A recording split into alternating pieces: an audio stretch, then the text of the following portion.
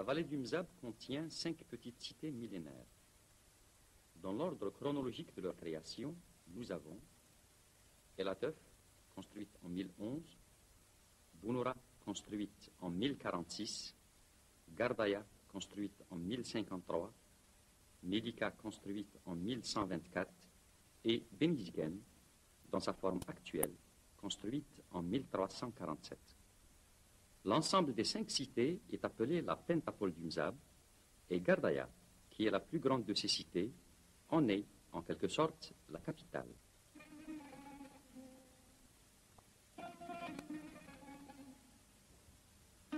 Pour leur édification, les mêmes matériaux et les mêmes méthodes de construction ont été utilisés.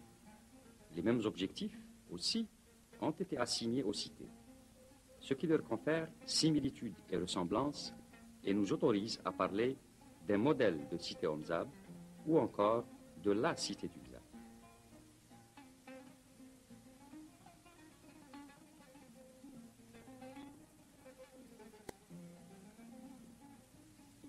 Cependant, chacune des cités est parfaitement autonome par rapport aux autres. Et chacune a en propre sa mosquée, sa palmeraie, sa place du marché et son propre dispositif de défense. 2 autres cités, Derian et Gerara, ont été édifiées dans les mêmes conditions et dans les mêmes formes, mais en dehors de la vallée du Mzab.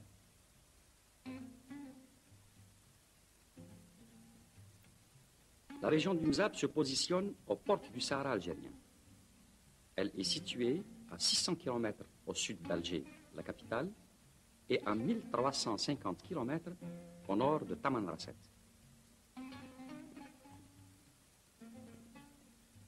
La vallée du Mzab est une étroite tranchée d'environ 2,5 km de large pour 25 km de long, creusée par l'érosion dans un immense plateau rocheux situé à 500 mètres d'altitude. Constitué de puissantes plaques calcaires à la surface rugueuse et nue, le plateau rocheux est un désert de pierre. C'est le désert par excellence.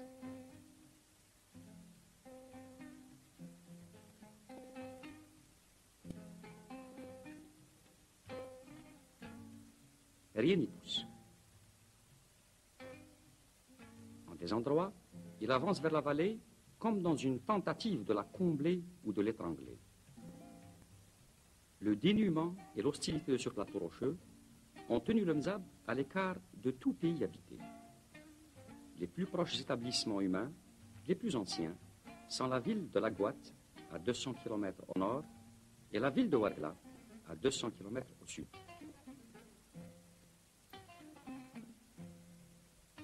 Dans la vallée, la nature, un peu plus généreuse, laisse pousser quelques touffes éparses de végétation.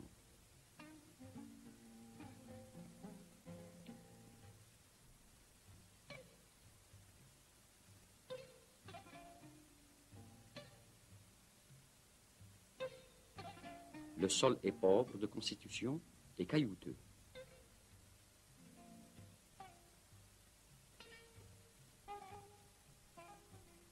Ici, il n'y a évidemment ni rivière, ni source, mais un oued sec, qui est cependant capable de crues, mais à des intervalles éloignés. Cet oued a pour nom Mizab, ce qui littéralement veut dire la gouttière. Et effectivement, il en a tout l'aspect.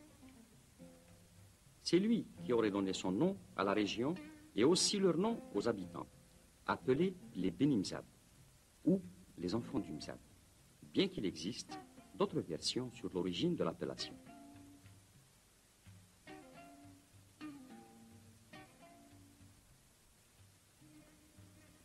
Il faut que tombe une averse considérable pour que l'Oued Mzab ait une crue.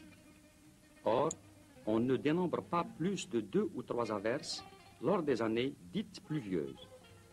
Et on compte, en moyenne, 10 jours de pluie par an. L'Oued Mzab connaît en moyenne une crue tous les 2 ou 3 ans. Et il peut rester à sec près de 7 ans.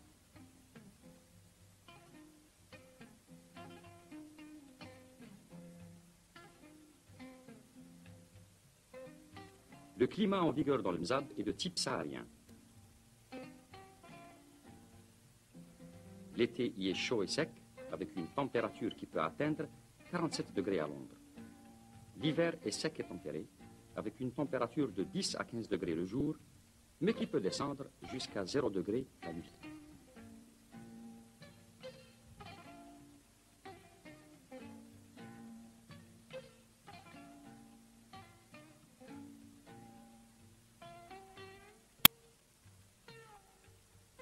Les cités du Mzab sont toutes implantées dans la vallée, de part et d'autre, le long de l'Oued Mzab et en bordure du plateau rocheux. L'établissement des cités est toujours réalisé sur une colline en excroissance du plateau rocheux. Il n'y a que Bounoura et Gardaya, qui sont chacune sur une colline îlot complètement détachée du plateau. L'édification de la Pentapole s'est déroulée d'aval en amont de l'Oued. El Atef est la cité la plus en aval et la première à être édifiée. Gardaya est la cité la plus en amont. La distance qui sépare ces deux cités, les plus éloignées l'une de l'autre, ne dépasse pas 10 km. C'est dire les distances réduites qui séparent les cités et leur concentration dans un espace restreint.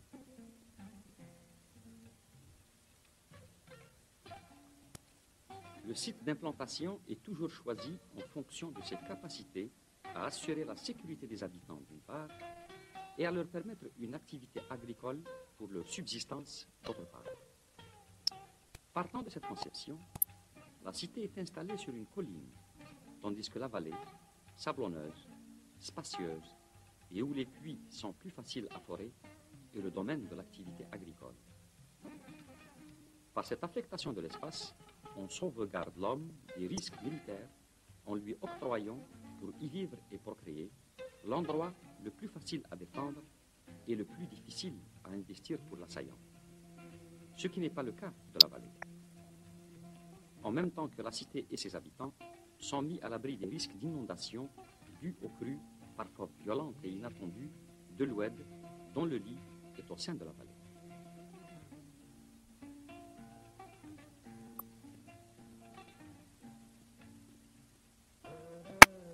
Lorsqu'on observe le plan des cités du Mzab, ce qui nous frappe en premier lieu, c'est la densité des constructions. La texture de la cité est extraordinairement serrée. Il n'y a pas d'espace dégagé, ou si peu. Des rues étroites, mais nombreuses, et une prolifération d'impasses. Le rapport est fort déséquilibré entre espaces construits et non construits. L'un des rares espaces dégagés, pour ne pas dire l'unique, est la place du marché, qui peut adopter une forme ou une autre. La place du marché est généralement repoussée à la limite de la cité, proche d'une porte de celle-ci. Nous constatons aussi l'emplacement central de la mosquée, autour de laquelle la cité se développe de façon concentrique.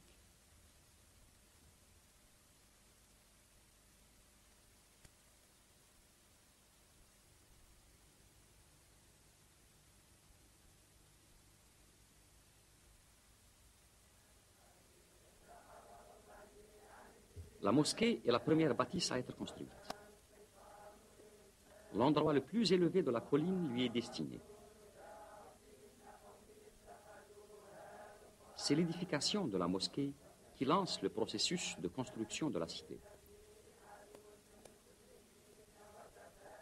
La mosquée est la bâtisse la plus spacieuse de la cité, car étant généralement l'unique lieu de prière de la cité, elle doit être en mesure de contenir tous les habitants adultes, hommes et femmes.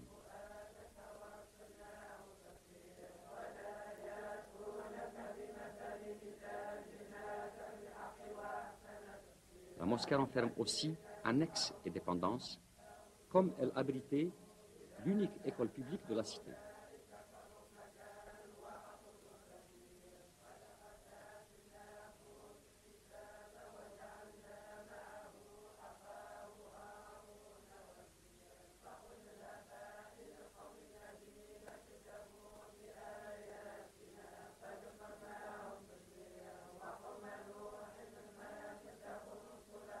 Périodiquement, il est procédé à son extension par acquisition des maisons avoisinantes pour toujours rester en adéquation avec l'extension de la cité et l'augmentation du nombre de ses habitants.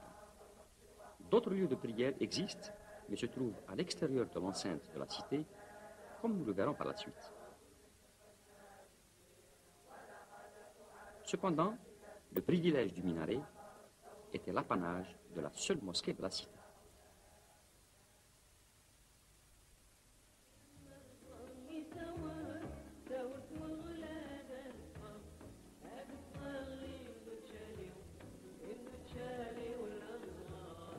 Tout en étant un élément de défense, le rempart trace les limites de la cité et délimite ainsi l'espace constructible.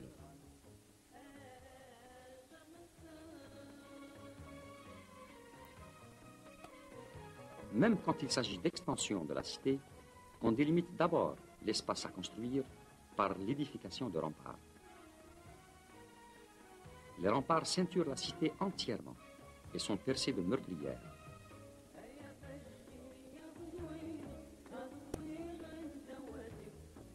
Le rempart est constitué généralement d'un seul mur, mais aux endroits stratégiques, il peut être composé de 2 et même 3 murs.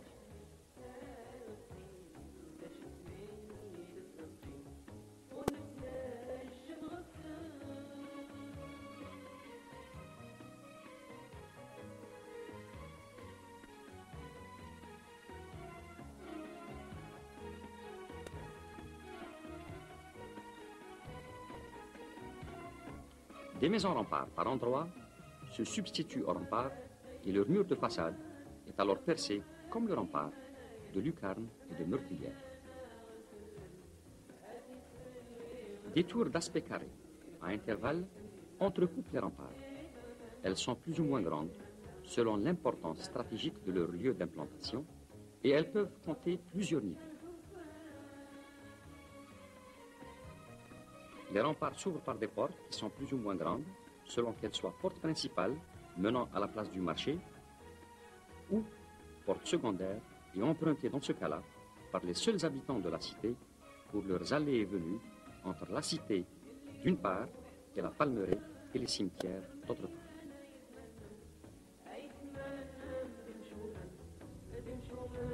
Pour les portes importantes, une chambre de garde est prévue à l'étage ainsi que plusieurs chambres de tir disposées en niveaux superposés.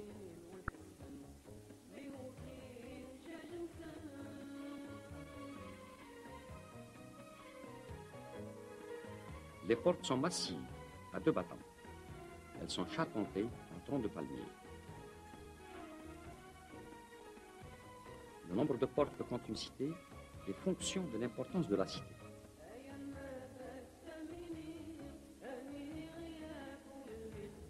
Les anciennes portes de la cité sont généralement conservées à l'occasion des extensions successives de la cité et servent d'abri contre les intempéries.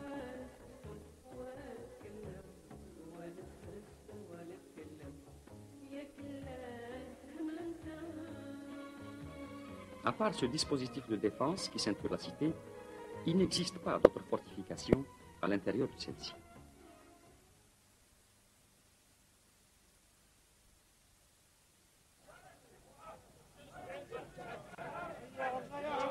La place du marché est le lieu principal des échanges commerciaux dans les boutiques autour de la place et sur la place même, où chacun est libre de s'adonner au commerce en tant que vendeur fixé à l'endroit ou en occasionnel.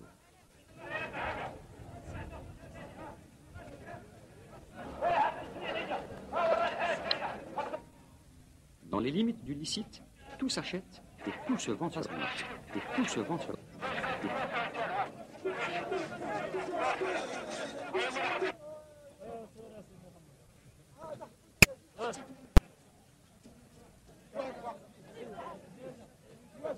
Chaque cité a une seule et unique place du marché.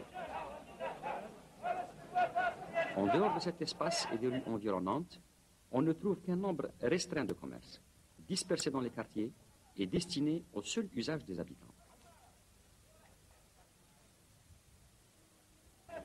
Comme déjà signalé, la place du marché est implantée à la lisière de la cité, mais à l'intérieur de l'enceinte. On comprend mieux la raison de cette affectation quand on est sur la place et l'intérêt qu'il y a à préserver la tranquillité et la paix des habitants.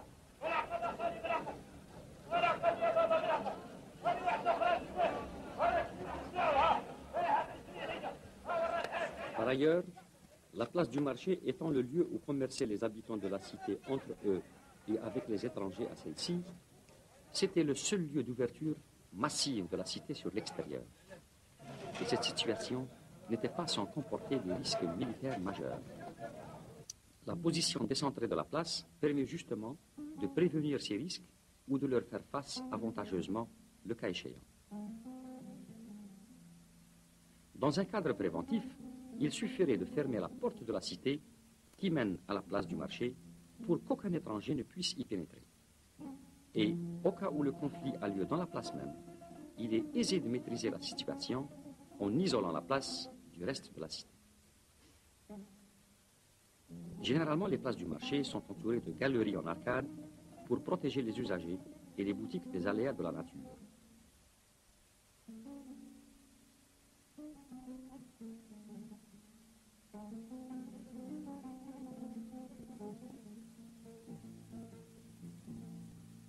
Pour les commodités des usagers, et notamment les étrangers, il est prévu des équipements vitaux au sein même de la place ou à ses alentours immédiats, dont un puits d'eau potable,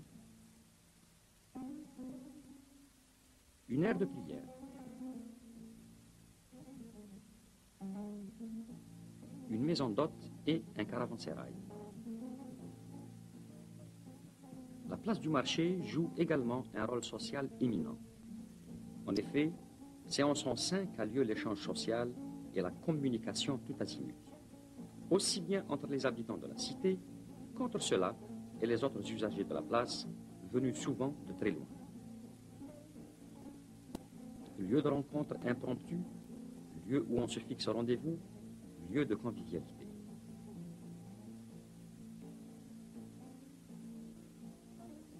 C'est l'un des rares espaces de la cité où on peut stationner à loisir. À cet effet, des banquettes maçonnées sont prévues tout autour de la place. C'est ici aussi que se déroulait en public le conseil de la cité.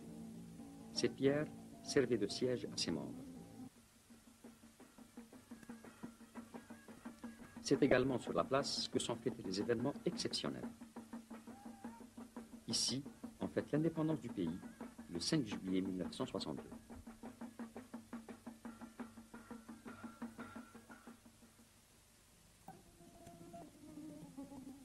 L'activité commerçante continue dans certaines rues qui partent de la place du marché ou qui sont à proximité de celle-ci. Ces rues abritaient souvent des commerces spécialisés. Et alors, nous avons la rue des légumes,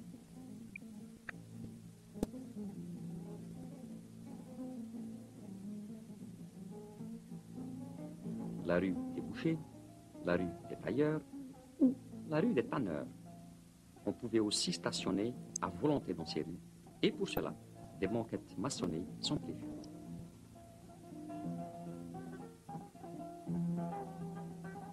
Comme n'importe quelle rue, c'était aussi des lieux de transit.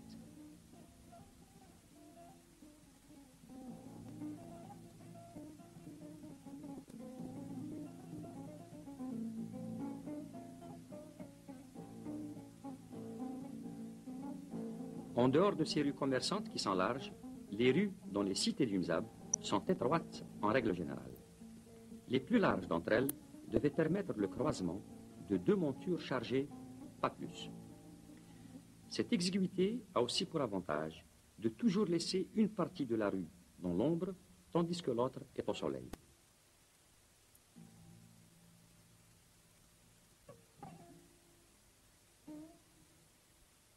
À part les rues commerçantes, qui ont plusieurs fonctions, commerce, stationnement, transit, les autres rues de la cité ne gardent qu'une seule et unique fonction, le transit. Ici, la rue est un lieu de passage, et nul ne doit y stationner, sauf nécessité absolue. Si les rues sont du domaine public, et quiconque peut les emprunter, l'impasse, quant à elle, est du domaine semi-public. N'y accède que celui qui rejoint sa maison. Ce statut semi-public de l'impasse donne la possibilité aux riverains de les couvrir en tout ou en partie par l'extension de l'étage de leur demeure. Les impasses sont calmes et toujours moins animées que les rues.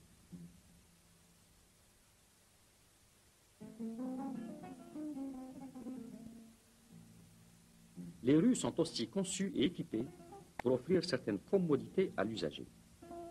Les rues étant, dans leur majorité, à forte déclivité, n'oublions pas que la cité est édifiée sur une colline, des marches confortables ont été construites. Ces marches sont d'une hauteur très faible, 5 à 10 cm, et d'une largeur qui peut dépasser 50 cm. Cet aménagement permet l'aisance de déplacement aux enfants, aux personnes âgées, aux handicapés, aux montures et de manière générale à tous les usagers.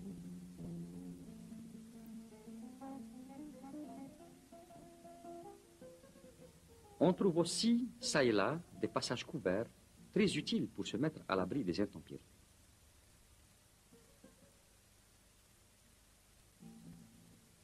L'éclairage public se faisait par des lampes à huile installées dans ces petites niches pratiquées dans le mur des maisons riveraines. L'installation et l'entretien étaient l'œuvre bénévole du propriétaire de la maison.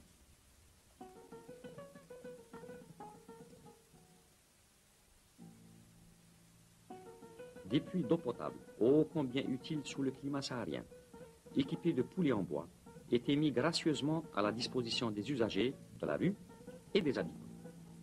Pour ne pas constituer un obstacle à la circulation, des puits sont installés dans des réduits ou dans de grandes niches pris dans la bâtisse riveraine. Ce sont les puits les plus profonds, parce que leur construction nécessite le forage de toute la croûte de la colline pour atteindre la nappe d'eau souterraine. Ils peuvent avoir jusqu'à 70 mètres de profondeur. Ces puits sont toujours le fait de la générosité du propriétaire de la bâtisse. Les rues de la cité, en bout de pente, sont équipées de conduites d'évacuation des eaux pluviales. Ces conduites passent sous les murs des remparts pour aboutir dans le lit de l'Oued.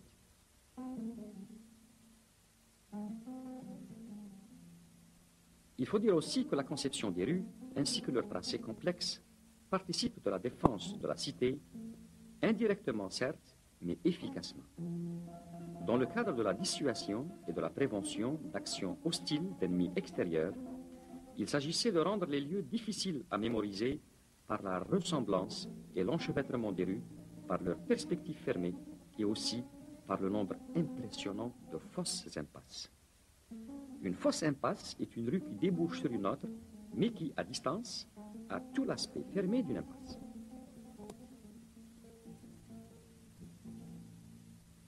Il faut vraiment être un familier des lieux pour en maîtriser la topographie.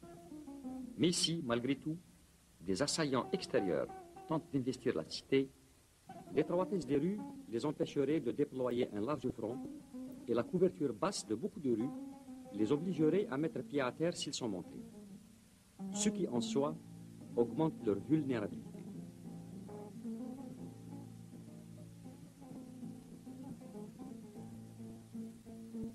La disposition en chicane des rues, les vraies impasses, les fausses impasses, tout cela contribuera à l'avantage des défenseurs, même si ces derniers sont en nombre réduit.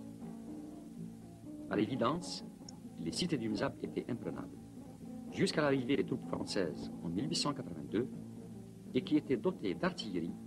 L'histoire n'a pas enregistré un seul cas d'envahissement d'une cité du Mzab par un ennemi extérieur.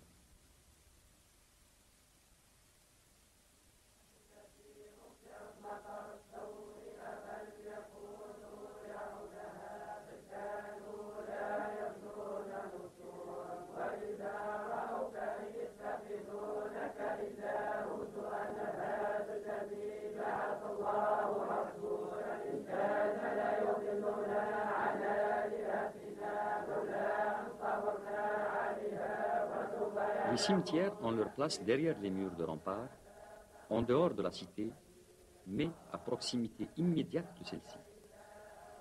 Une porte est ouverte dans le rempart, juste en face du cimetière, pour faciliter l'accès à celui-ci.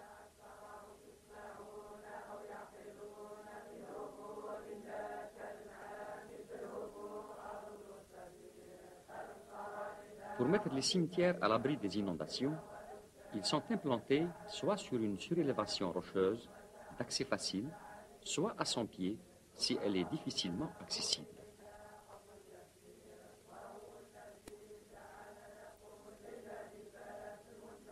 Les pierres tombales avec inscription étant prohibées dans le mzab, on dépose sur la tombe pour l'identifier des ustensiles préalablement mis hors d'usage et ayant servi aux défunts. Selon le terrain, sablonneux ou rocheux, les tombes sont en fosse ou maçonnées en surélévation.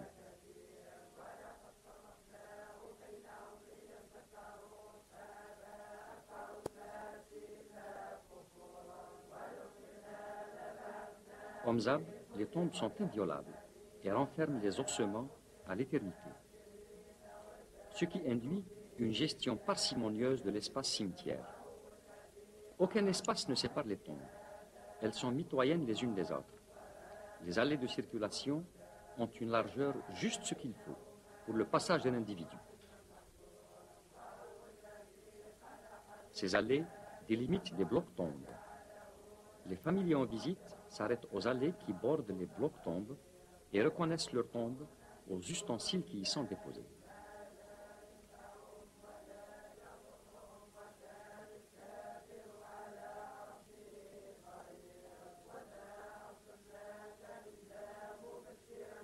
Au mzab, les cimetières sont équipés de plateformes maçonnées et de mosquées sans minaret.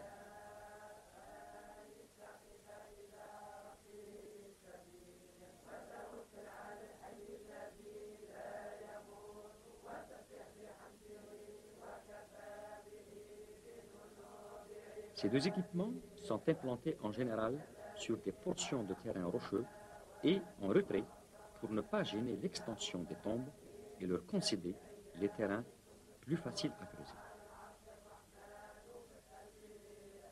Aires de prière en plein air et mosquées de cimetière, suivant les conditions atmosphériques, sont utilisées pour contenir les prières aux morts lors des enterrements. C'est dans ces lieux aussi où les familiers s'installent pour des séances de lecture du Coran lors des fêtes religieuses. C'est dans ces lieux aussi où, à échéance fixe, se déroulent des cérémonies de lecture du Coran qui durent la journée entière et où des aumônes en nature sont distribuées pour la paix des morts.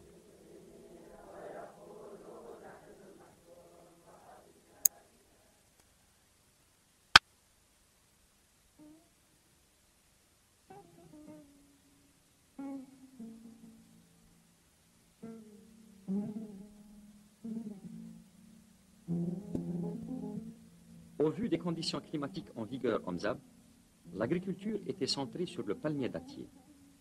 Pas un espace en mesure d'être planté qui ne reçoive son palmier.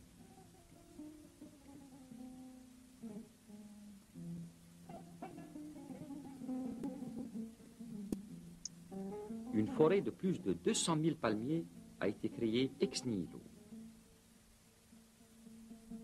Et son tapis de verdure a recouvert la vallée dans ses moindres coins et recoins et dans toutes les sinuosités de son tracé sur une distance de plus de 1 km.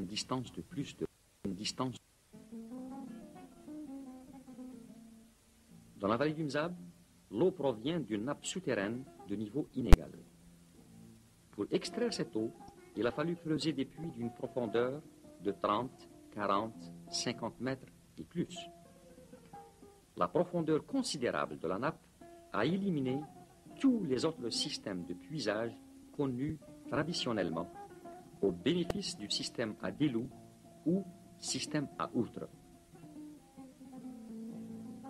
On attache l'outre et son manche, chacun à l'extrémité d'une corde.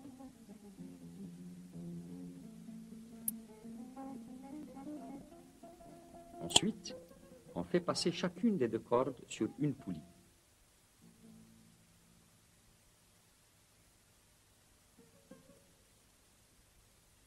Les autres extrémités de la corde sont nouées au bas d'un animal de traction.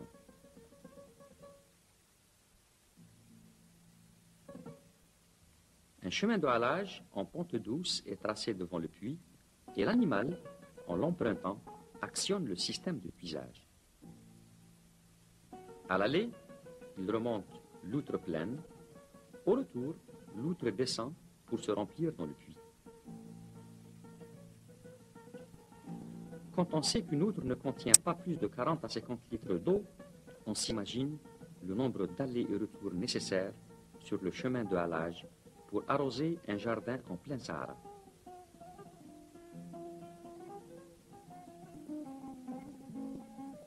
On compte en Mzab près de 5000 puits. Et ce n'est que vers 1940 que des motopompes sont venues remplacer progressivement ce système de puisage.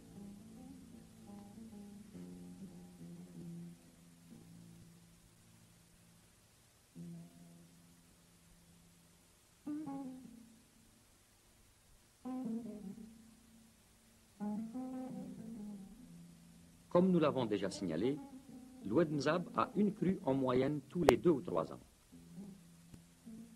Mais pour les habitants, la moindre crue de l'Oued est considérée comme une aubaine exceptionnelle et pour en tirer le meilleur profit, ils ont su faire preuve d'un génie considérable. À 4 ou 5 kilomètres en amont de la palmeraie de Gardaya, en plein désert, sur le lit sec de l'Oued, des murettes maçonnées ont été construites. Le rôle de ces murettes est de capter et de canaliser l'eau de la crue qui est alors orientée en priorité vers des galeries souterraines maçonnées elles aussi.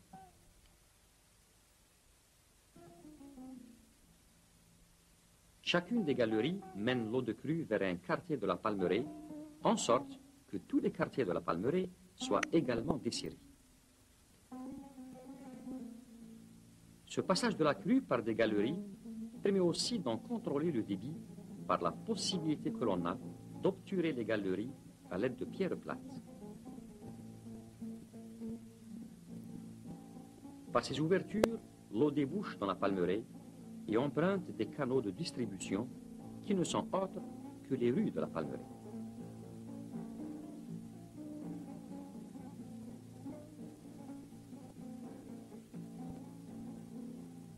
Il faut dire que les rues sont aménagées pour servir de canaux le moment venu et les soubassements des murs sont construits en pierre.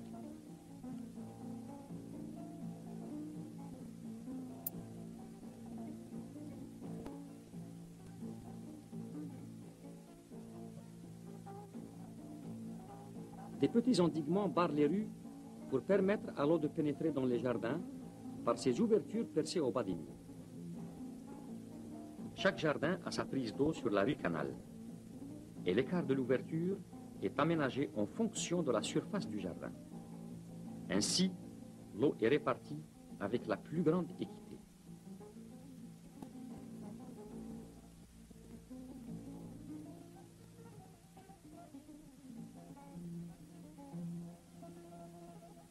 Une fois la palmeraie parfaitement irriguée, on obture l'entrée des galeries souterraines et l'eau dérive latéralement par ces orifices vers le premier barrage en amont de la palmeraie de Gardaya.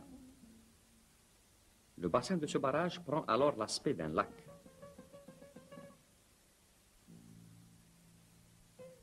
Et quand ce premier barrage est rempli, on libère le supplément d'eau par ses portes.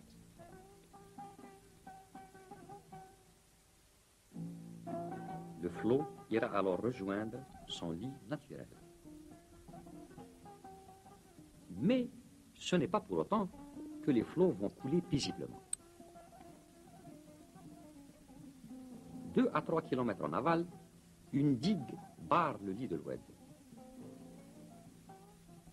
Les flots sont arrêtés jusqu'à ce que le barrage soit rempli à ras-bord et déborde.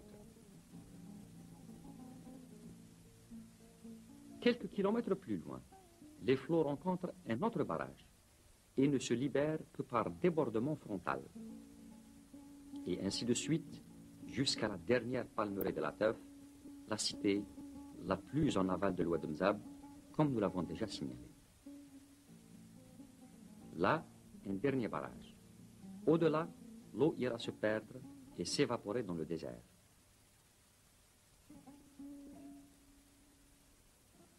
Les barrages du Mzab n'ont pas pour rôle de stocker l'eau pour l'irrigation comme n'importe quel autre barrage. Les barrages du Mzab ont pour seul et unique rôle d'arrêter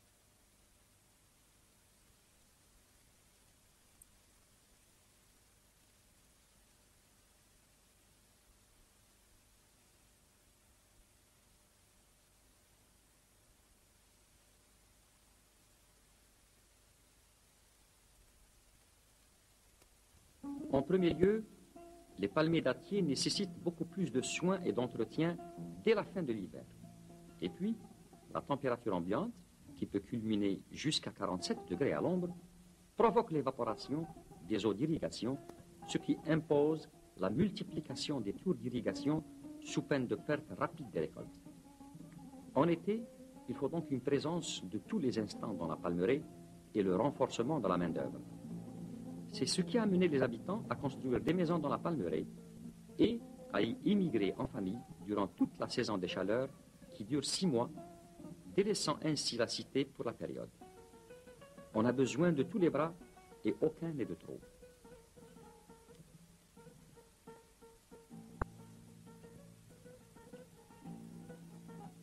En général, l'habitat en palmeraie n'est pas éparpillé, mais concentré en quartiers.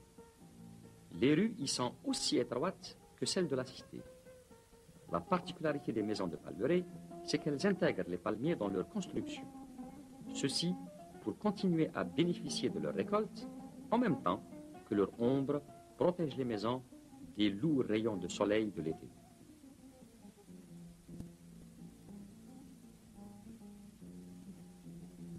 Les maisons disposent de jardins et elles sont plus aérées que celles de la cité. À l'évidence, la palmeraie est un endroit où il fait bon vivre en été. Il y fait plus frais qu'à la cité. L'ombre des palmiers et l'évaporation des eaux y créent un microclimat délicieux et enchanteur.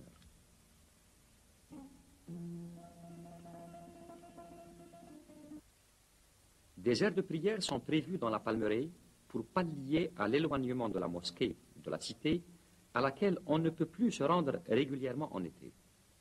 Ces lieux sont destinés surtout aux prières du soir et de l'aube. Les aires de prière ne comportent pas de minaret et sont généralement construites sans toiture, ce qui les rend bien adaptées aux conditions climatiques d'été. L'aire de prière est généralement délimitée par une simple murette haute juste ce qu'il faut pour empêcher la pénétration d'animaux errants qui risqueraient de souiller l'endroit. Si la mosquée dans la cité est unique, les aires de prière dans la palmeraie sont multiples. On compte au moins une aire de prière par quartier.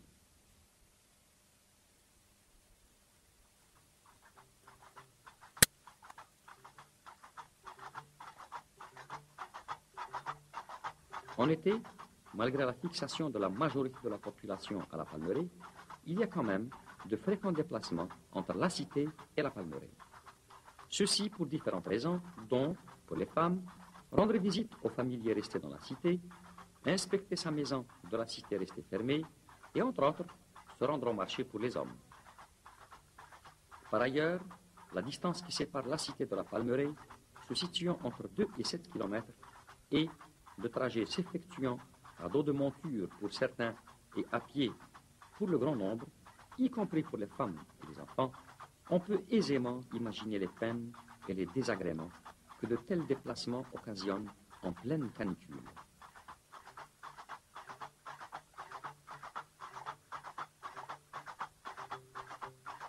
Aussi, pour rendre ces déplacements moins pénibles, certaines commodités sont offertes aux passants tout au long des rues qui relient la palmeraie à la cité.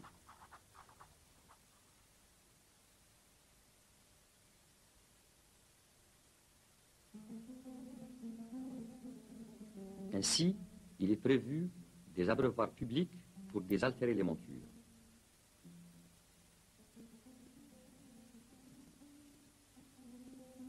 L'abreuvoir est en fait une portion de rigole élargie, ce qui a l'avantage de garder l'eau toujours propre parce que continuellement renouvelée.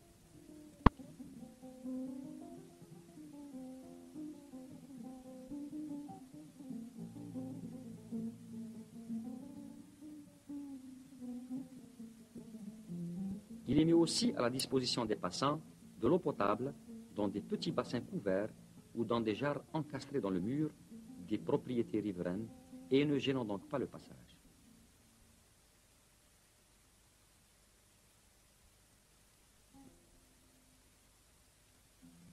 Les latrines publiques sont aussi édifiées en bordure des rues.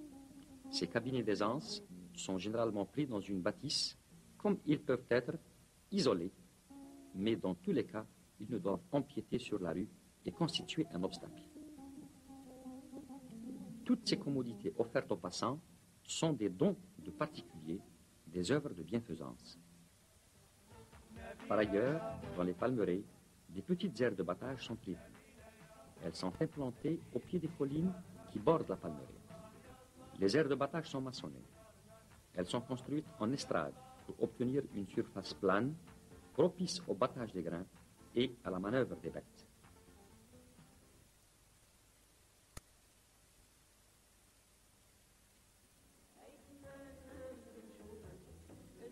La palmeraie avait son propre système de défense, constitué uniquement de tours.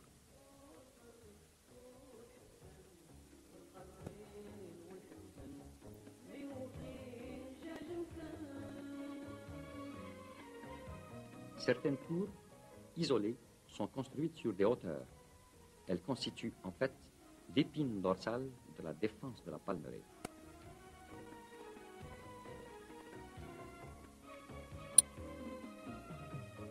De par leur emplacement privilégié, ces tours dominent la palmeraie et son environnement. En plus de ces tours, la palmeraie, en bas, est maillée de tours isolées ou confondues aux constructions.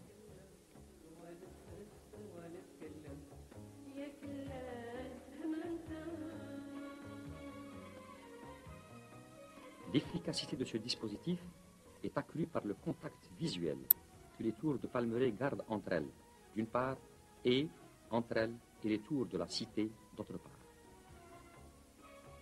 La communication est établie par des signaux qui sont envoyés d'une tour à une autre à partir de ces ouvertures d'observation qu'on remarque plus grandes que les autres.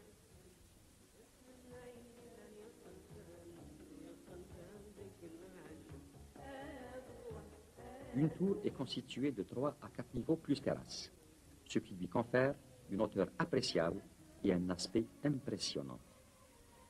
Chaque niveau est en réalité une chambre de tir, dont les murs sont percés de meurtrières sur tous les côtés, avec double meurtrière au coin, et chaque niveau est doté d'une ouverture d'observation. 30 à 50 défenseurs, et même plus, peuvent être contenus dans chacune des tours. En somme, il ne suffisait pas de planter une palmeraie. Il fallait aussi la défendre.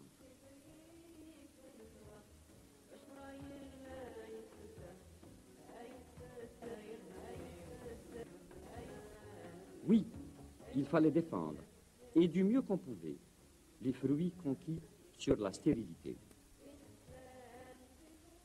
En fait, au Mzab, rien n'est offert.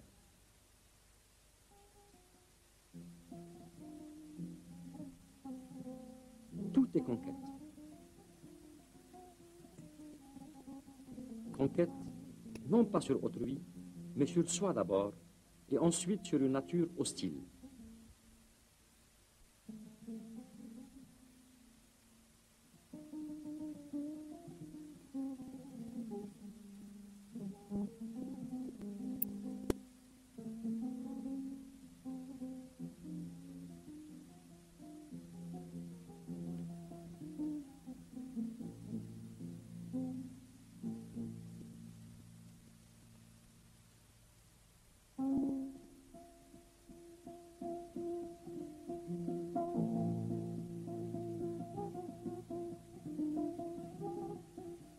C'est cette démarche, autant courageuse qu'originale, qui a enfanté le Mzab.